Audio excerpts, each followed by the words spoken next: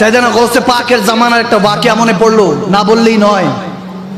তখনকার বাদশাহ অ্যানাউন্স করলো, আগামীকাল ঈদে মিলাদুন নবী সাল্লাল্লাহু আলাইহি সাল্লাম, সকলকে দাওয়াত করো, রাজ দরবারে মিলাদুন নবী পালন হবে।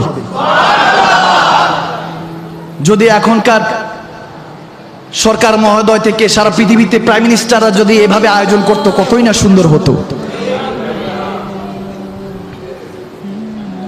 যখন বললো যে ঠিক আছে, সারা রাজ্যের মধ্যে অ্যানাউন্স করা হলো বাগদাদ শহরে আগামীকাল মিলাদুন নবী পালন হবে। গুনিয়াতুত তালিবিন সহ বিশেষ করে কাশফুল মাহজুব কিতাবগুলির মধ্যে এই ওয়াকিয়া এসেছে। এখন যখন দাওয়াত করা হলো, এক মা তার ছোট্ট মেয়েকে নিয়ে রাজ দরবারে পৌঁছে গেল, যে যেহেতু রসুল আরবির মৌলুদুন নবী পালন হবে, আমরাও তো রসুলের উম্মত।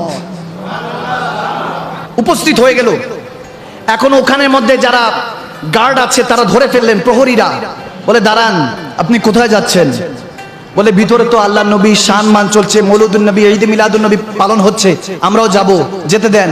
তখন বলে যে ইনভাইটেশন কার্ড আছে আপনাদের কাছে, যেতে হলে ইনভাইটেশন কার্ড লাগবে, অর্থাৎ ওই কার্ডটা থাকলে আপনি পাস হতে পারবেন, যেতে পারবেন।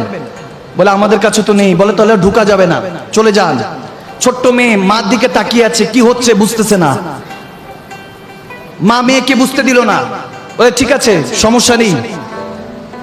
মা তার মেয়েকে বলল চলো মা, ঘরে যাই, ঘরে গিয়ে আমরা আমাদের মতো পালন করি। মদিনাওয়ালা শুধু রাজপ্রাসাদে আসে না, কুড়ে ঘরেও আসে। শুধু অন্তর দিয়ে ডাকতে হয়, কারণ আমার আল্লাহ বলেছেন আন্নাবী ওয়ালা বিল মুমিনিনা মিন আনফুসিহিম, নবীজি তো মুমিনের জানের চাইতে নিকটে। যখন বাগদাদের ওই মহিলা, ওই মাটা তার মেয়েকে নিয়ে ঘরে আসলো, একজন আরেকজনের সাথে কথা বলছে। মা বলছে যে আল্লাহ নবীর আখলাক এরকম ছিল, চরিত্র এরকম ছিল, তিনি যেখান দিয়ে হাঁটতেন কাফেরাও তাকিয়ে থাকতো, কাফেরাও তাকিয়ে থাকতো, সৌন্দর্য দেখতো। এরকম বলছেন। কিছুক্ষণ নাতে রাসূল চলছে, কিছুক্ষণ হামদে বারি তালা চলছে, কোরআন তেলাওয়াত চলছে। তখন ওই মেয়েটাও বলছে ঠিক আছে মা, এখন কি করব? মা বলছে তুমি কিছু শানের সালাত পড়ো, আমিও কিছু নাতে রাসূল পড়ি, আসো এভাবে রাতটা কাটিয়ে দিই, সমস্যা নাই। যখন এভাবে শানের সালাত কালাম চলছে, সারা রাত চলছে। এরকম হওয়ার পর ফজরের আজান পড়লো। আজান পড়ার পর মা বলছে যাও অজুর ব্যবস্থা করো, আমরা অজু করে এখন ফজরের নামাজ একসাথে জামাতে আদায় করব। মেয়ে যখন গেল বাইরে, একটা চিৎকার দিয়ে দৌড়ে আসলো, এসে বলতেছে মাগো, কি যেন একজন সুন্দর চেহারাওয়ালা মানুষ দাঁড়িয়ে আছে, বুঝতেছি না কে এসেছে, কে এসেছে বুঝতেছি না মা, আমার ভয় লাগছে। মা দৌড়ায় গেল, দৌড়িয়ে গিয়ে দেখছেন ওখানের মধ্যে স্বয়ং গৌসুল আজম দস্তগীর মাহবুবে সুবহানি কুতুবে রব্বানি সাইয়েদনা আব্দুল কাদের জিলানী দাঁড়িয়ে আছেন, আর ওই চৌখাটটা, ওই ঘরের কুড়ে ঘরটা চুমু খাচ্ছেন। ওই মা দেখে বলতেছে আপনি আমার ঘর চুমু খাচ্ছেন, এত বড় নসিব আমার হয়েছে। তখন সেই গৌসে পাক গৌসে সামদানি কুতুবে রব্বানি বলতেছে এই নাদান মহিলা, তোমার জন্য এই ঘর চুমু খাচ্ছি না, কিছুক্ষণ আগে আমার রাহমাতুল আলামিন দয়াল নবী এই ঘরের পাশে দিয়ে গিয়েছে, আমি শুধু দেখেছি যে আমার মদিনাওয়ালা এই ঘরকে ধরে কান্না করছিল, তোমাদের কথাগুলি শুনছিল। যখন গৌসে পাক এই কথা বলছেন, তখন হয়তোবা এমন অবস্থা হতে পারে ওই মাটা তার হালাতে দিলে এরকম বলতে পারে আব মেরি নিগাহোं में जचता नहीं कोई, जैसे मेरे सरकार है वैसा नहीं कोई।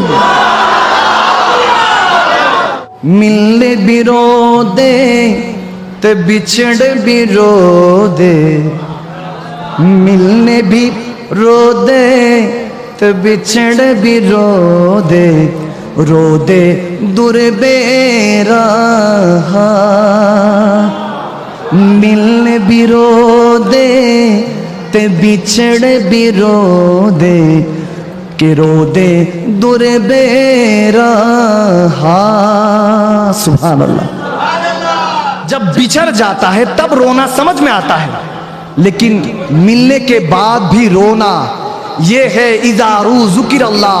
जब एक आशिक दूसरे आशिक को देखता है तो मदीना याद आता है, एक आशिक जब दूसरे आशिक को देखता है तो अल्लाह याद आता है।